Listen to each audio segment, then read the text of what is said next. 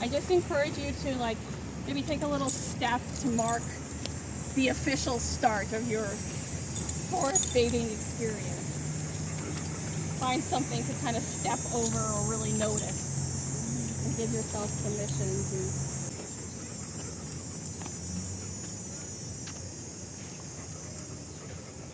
to look up.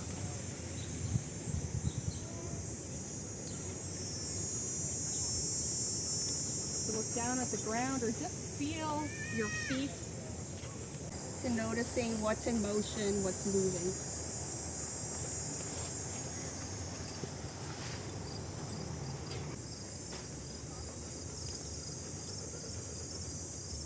Starting to tune in to your senses, maybe senses that are less strong for you.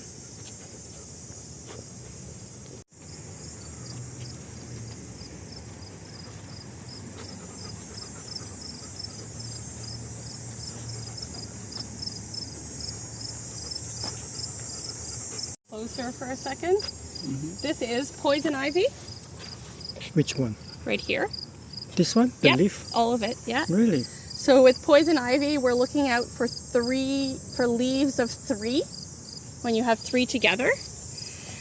And we do want to be aware that at this time of year, it's going to look like this, kind of a shiny, dark green.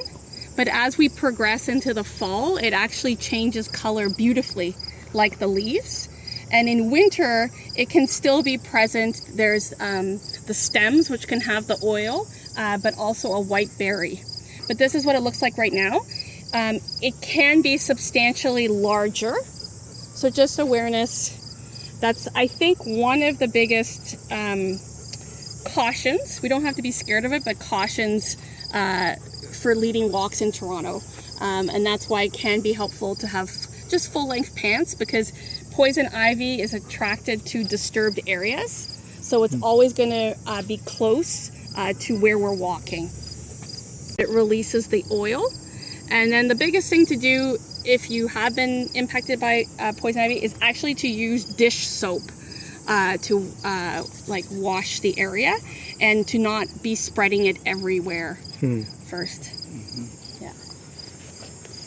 I only point it out because it is, with forest bathing and other things, we are encouraging you to maybe touch. And so it's good to just to be aware of that one. Right.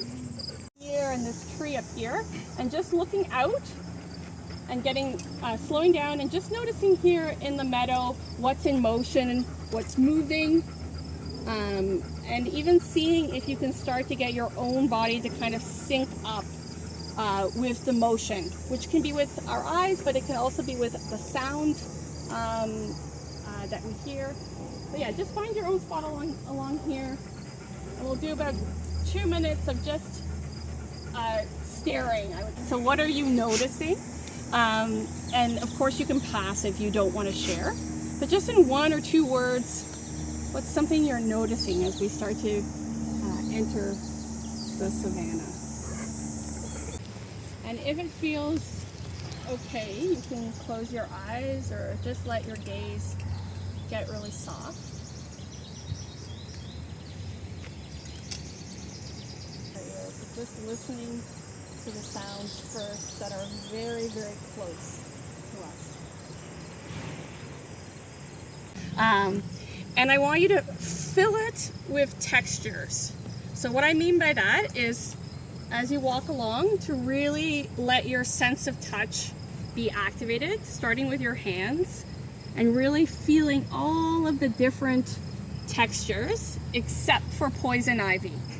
So let your other senses guide you as to what you want to touch. You don't have to pick anything. I would actually encourage us not to pick anything, to just leave it where it is. But imagine you're filling this imaginary basket with the textures of this place. This is cup plant. But just come a little bit closer and notice this incredible 4-sided stem that it has.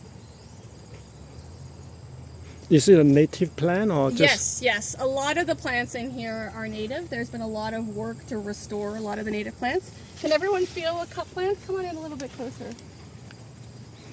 And then the reason that it's called a cup plant, it's very special, is because around the stem, there's like a little cup.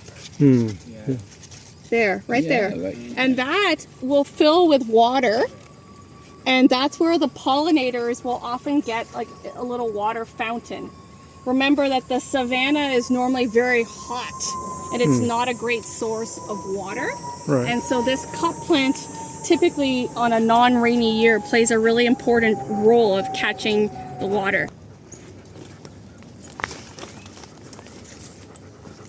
Feel that transition from the openness of the savanna to the forest. So that's all I really want you to pay attention to as we walk through here is just how it feels on your skin, the air, and just being aware that there is poison ivy. So let me point it out again. There we go.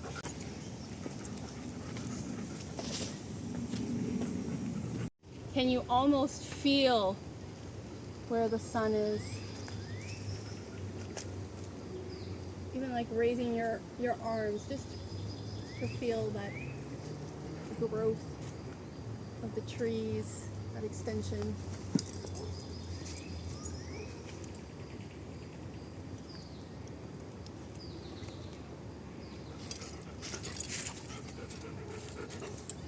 Just because we've had a chance to be a little bit quieter, but just really listening to the different sounds and how the sounds change.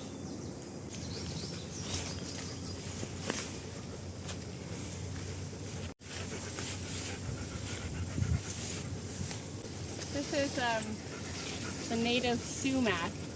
Yeah. It's got the most beautiful reindeer antler stem, if you want to feel that.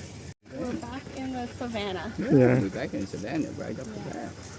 And we can chat. So it's just like a homemade lemonade with, I put in some